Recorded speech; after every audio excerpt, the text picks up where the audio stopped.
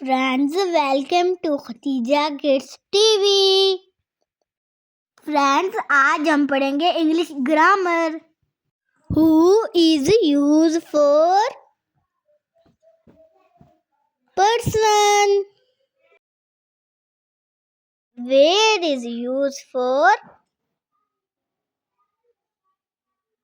place,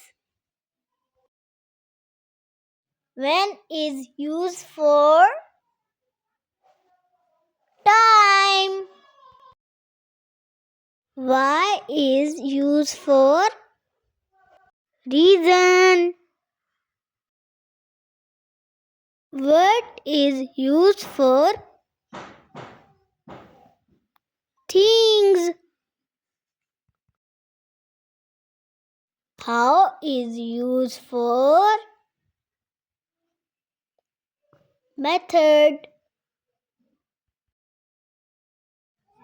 which is used for choice, how many is for quantity,